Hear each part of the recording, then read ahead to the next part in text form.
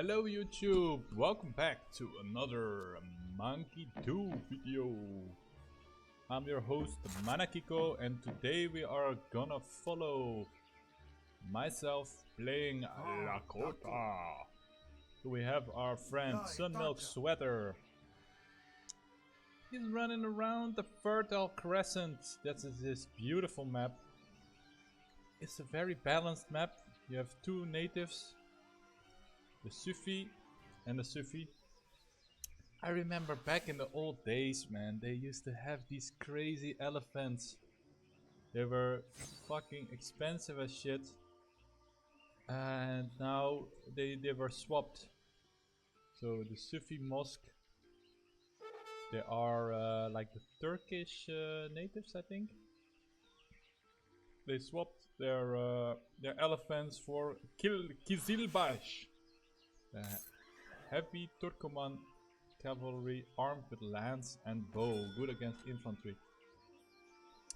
So yeah, I'm not a big fan of this unit. I used to love the elephants, but anyway, let's see what Sunmilk Sweater already explored.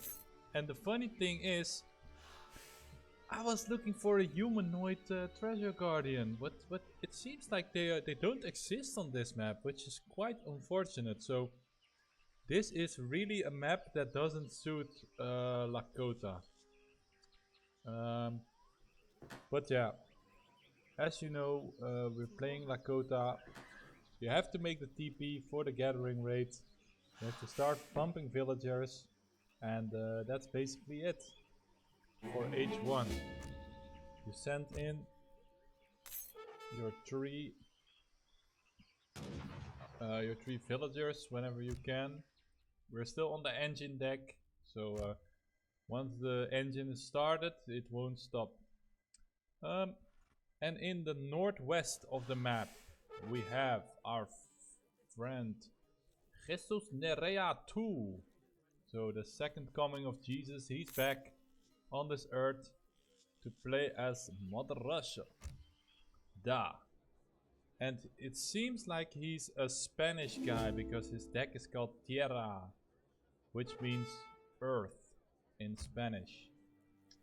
And Mr. Alexei Laptev is his explorer, battling with the tiger, doing some amazing micro. Yeah. I will never be able to steal this treasure, even if I was in the area. And yeah, let's see what Jesus Nerea is up to. So his Tierra deck, he loves the crates. He loves the crates. Crates, units, only 2 upgrades. So this guy, he knows what he's doing with Russia. He went up with 14 villagers, didn't even collect his starting wood. Like not the second thing. He's sending 3 villagers forward, so that's already a difference in playstyle. I sent 2 villagers, he sent 3. So I'm trying to get some cheap damage onto his villagers, but as you know, explorers and villagers, they are not really friends. And yeah, we're basically mirroring each other here. Only he has it a little bit more to the side, I have it in the middle. But we both make a forward outpost, war hut, blockhouse, whatever you want to call it. And I'm doing quite some good damage because they are grouped next to each other. So really what he wants to be doing is to put 1 villager there, put 1 there. Because I have that damage area or area of effect. So he built his outpost, I built mine. And then it's up to H2. So I was H2 before him, I had 1 villager less. I shipped the 700 wood so I can start massing some units. But in this case it's really annoying because when I'm playing Russia, like what's he gonna make? If he makes Strelets, I need to have Cav, because his Strelets, they will always outmass me. And if I make bows, they will not do well against his units. So Jesus Nerea has his first batch of units. He shipped 13 strelets and he's making musketeers or recruits. And Alexei is talking to his musketeers. Look at them standing in line. They're straight backs. Damn, these soldiers are trained well. I like their hats. They all have some mustaches. And then we have some Streletsy. Love the Russian hats. That's Strelet, man. Look at this gun. The guns look so dangerous, but then you look at the damage. 8 damage with a 3 rate of fire. My god, that is terrible. On the other hand, we have Manakiko massing his units.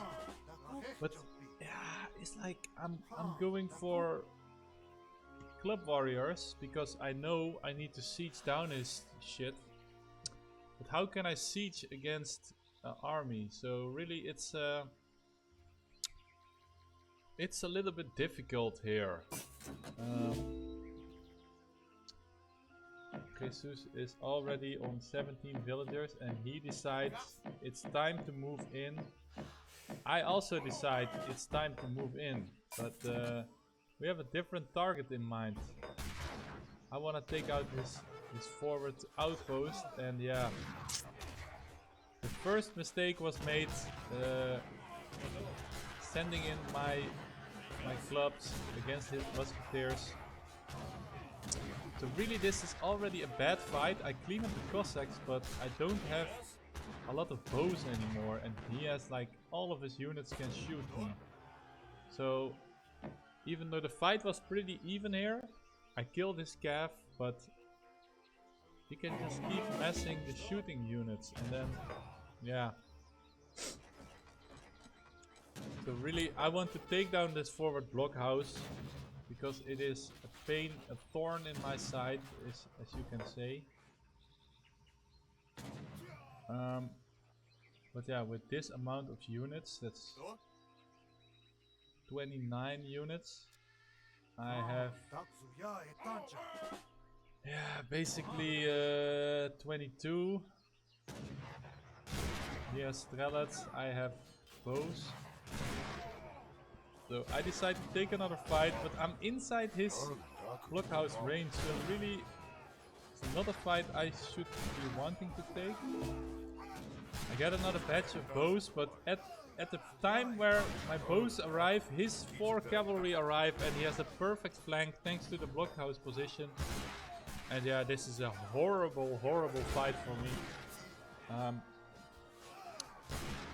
Clearly this is not going so well because yeah, now my units are unbalanced. I have the counter for his recruits. He still has Cossack, 1 Cossack alive. The bows are doing good work on the musketeers, but yeah, this fucking dude, this Cossack. Imagine if I kept like a couple of my clubs behind, and I could have won this fight. But yeah, look at the remass of Russia. Just in a eye blink, he has 20 more units ready to fight. So in the end, I clean up his army, but then yeah, the next army arrives and Russia is pulling ahead. Villager wise too, he's on 23 villagers, making another 3. I'm on 21 villagers, 22. And yeah, my eco is not so balanced. He's shipping in the woods, so he has a lot of eco coming in. I shipped in units, I believe. Yeah. And yeah, he recognizes it early that it's not a smart idea to fight under the war hut. So he pulls back. So 20 units against 24. He got another 5 coming in. I have another 1 coming in. And he's making a second blockhouse, which will make this even harder for me to engage. So yeah, Jesus, he sees my army. He's chilling, you know. He is chilling. Moving out his villagers to other parts of the map. Securing the hunts with his blockhouse, which is also a smart idea.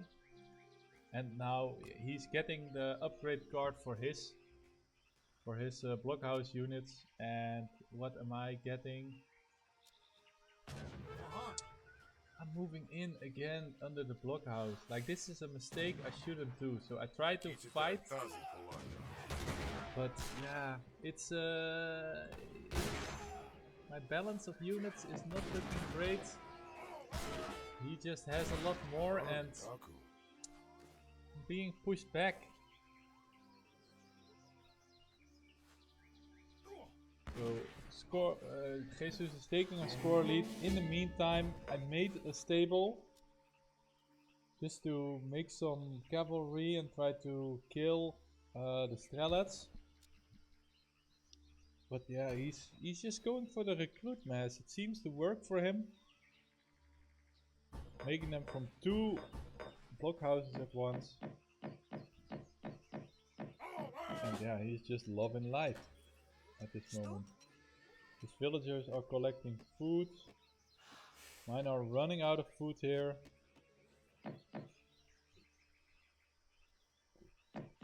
So really, I feel like time is ticking. The Russian war machine will not be stopped. And I decide it is time to try and force the fight here. Put all of my villagers on the war dance, so I have a 17 bonus. And Jesus, he has a batch of Strelets coming out at this moment, so a perfect surround for me. Only we're fighting in range of 2 blockhouses, and he just has a huge amount of units compared to mine. And yeah, here's where I realize that was a fight I shouldn't have taken. I have to damage or to disrupt the Russian echo before I can engage. He's on 32 villagers, I'm on 26. And yeah, the idle time or like the dancing time for the villagers is not a great thing for me.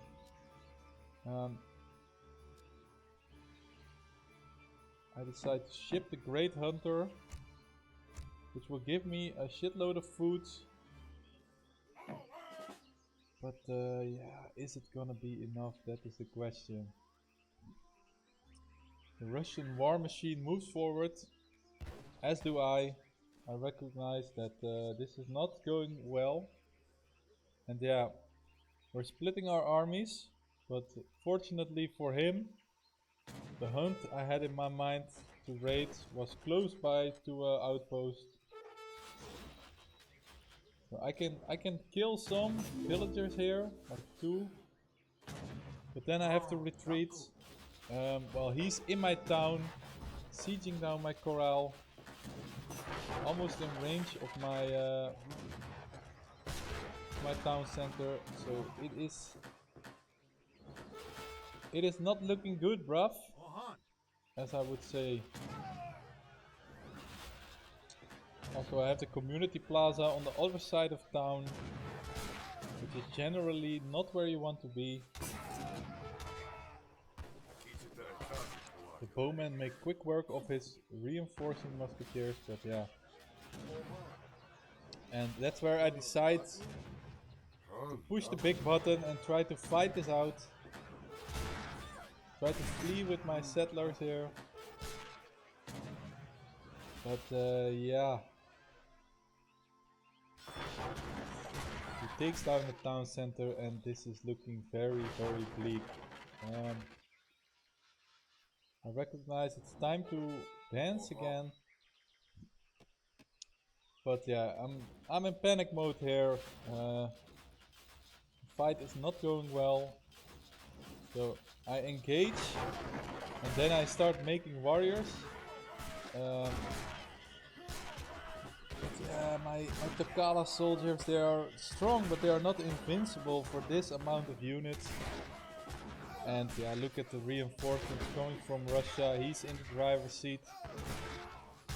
Now when the Tokalas are down, I start doing the damage dance, but it is all a little bit too late, and I throw in the towel. So that was the game. Jesus Nerea 2 beat me. He beat me at my own game, which is applying the early pressure. These are the stats. So yeah, he still had res in the bank where I didn't. He generally had a better eco than me. Also, yeah, the blocks of 3 villagers at once, man. You cannot like... You can make 3 villagers at the same time, but it cost him less, and it's also the dancing villagers. Where are they? Didn't we have like a dance? So yeah, I have 17 villagers on the thing for like let's say 1.5 minutes. But that really hurts your economy, as you can see. Then I gather up the crate again, but this period of time you really need to stay afloat. You have to keep your economy going, you have to keep your military units coming. Also, yeah, that second fight, man. Oh, I just took so many bad fights this game, I feel like. On the other hand, you can also make warriors before you engage and then put them on the damage dance. So yeah, a little bit of a mishap for me this game, but it's fine, you know. I wanted to show that that you can not only win as a monkey in the low elos. So yeah, that was the game. Hopefully you enjoyed it. If you see something that I should have done, let me know in the comments. And yeah, this was Manakiko. Peace!